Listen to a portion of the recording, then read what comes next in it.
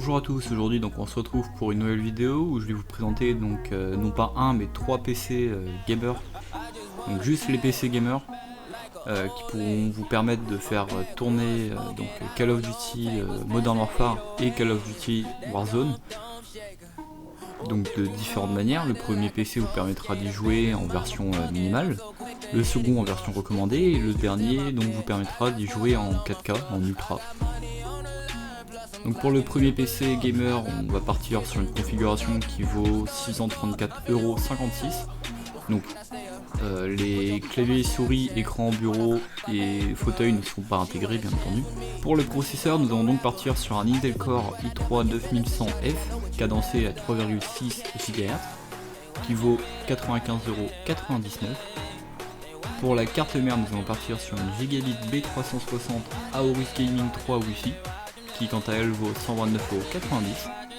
Pour la RAM, je ne change pas d'habitude, ça reste du HyperX parce que c'est ce qui coûte le moins cher et qui est très fiable. Donc on va partir sur du HyperX Fury, donc 8Go en 2666 MHz, K16, donc c'est 2 x 4 Go. Pour les positionner, il faudra les mettre donc sur slot 2 et 4 de votre carte mère, qui quant à elles valent 51,90€. Pour le ventirad, nous allons partir sur un Be Quiet Pure Rock Slim à 2000 tours minute et 25,4 décibels qui vaut 29,99€. Pour la carte graphique, nous allons partir sur une Gigabit GeForce GTX 1650 OC Low Profile, 4Go de VRAM du coup. Donc OC, ça veut dire qu'elle est overclockable, à 167,90€. Pour le disque dur, ce sera le même, donc pour les trois, il s'agit d'un Western Digital WD Blue 1TB qui vaut 48,90€. Pour l'alimentation, nous allons partir sur du Corsair CV450, donc du 450 watts non modulaire, qui vaut 49,99€. Et pour le boîtier, nous allons partir sur un Zalman S4 Plus qui dispose donc de deux ventilateurs de 120 mm ARGB en façade et d'un ventilateur 120 mm ARGB à l'arrière qui vaut 59,99€. Pour la version recommandée, donc qui est à 1193,56€, nous partirons sur un Intel Core i5 9600 cadencé à 3,1 GHz qui vaut 279,99€. Pour la carte mère, il s'agira donc d'une Gigabit Z390 Aorus Pro qui vaut quant à elle 199,99€. Pour la RAM, il s'agira donc de HyperX Fury 16Go 2666 MHz K16, donc 2 x 8Go, pareil, slot 2 et 4 de votre carte mère, à 84,90€. Pour le ventirad, il s'agira d'un Be Quiet Dark Rock Slim à 1500 tours minute et 23,6 décibels à 59,99€. Pour la carte graphique, il s'agira d'une Gigabit GeForce GTX 1660 OC, donc 6Go de VRAM, donc pareil, overclockable, qui vaut quant à elle 269,90€. Pour le disque dur, donc il s'agit d'un WD Blue 1TB, 48,90€ comme pour l'autre. Au niveau de l'alimentation, on sera sur du Seasonic Focus PX 850W à 179,99€, ce qui vous permettra donc d'overclocker plus facilement. Vous n'aurez pas besoin de changer l'alimentation. Pour le boîtier, il s'agira d'un Cooler Master Masterbox K500L avec en façade deux ventilateurs de 120 mm qui sont RGB et un ventilateur à l'arrière qui n'est pas RGB et qui est en 120 mm. La valeur 69,90€. Et pour terminer, la config qui vous permettra donc de jouer en Ultra 4K qui quant à elle vaut 1800€.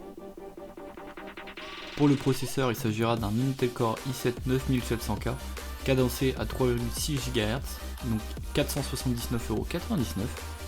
Pour la carte mère, il s'agira d'une MSI MPG Z390 Gaming Pro Carbone à 224,90€. Pour la RAM, ce sera du HyperX Fury 32Go, donc 2 x 16Go 2666 MHz en K16 à 167,90€. Pour le ventirad, il s'agira d'un Cooler Master Master Air MA410M, 59,90€ pour son prix. Pour la carte graphique, il s'agira d'un MSI GeForce RTX 2070 Ventus GP, donc 8Go de VRAM, à 539,90 €.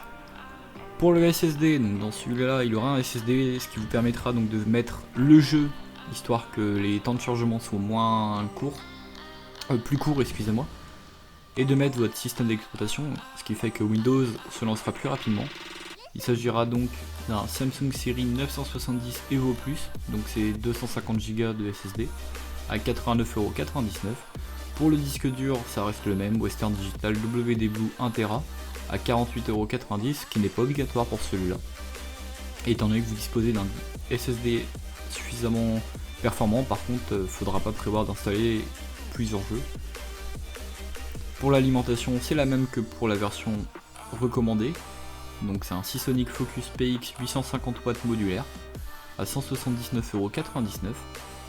Et pour le boîtier, nous partirons sur du Aerocool Nighthawk Duo avec en façade deux ventilateurs de 200 mm RGB et un ventilateur arrière RGB de 120 mm qui vaut quant à lui 89,90 €.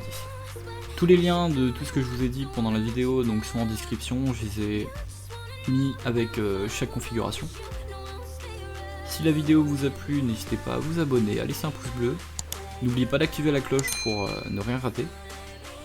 Dites-moi en commentaire sur quel jeu vous aimeriez que je fasse une config spéciale ou alors un setup complet pour un certain budget, imaginons. La prochaine vidéo traitera donc de GTA 5, ce sera un PC gamer spécial GTA 5, normalement, à moins que vous ayez envie d'autre chose à la place. Sur ce, je vous dis à la prochaine.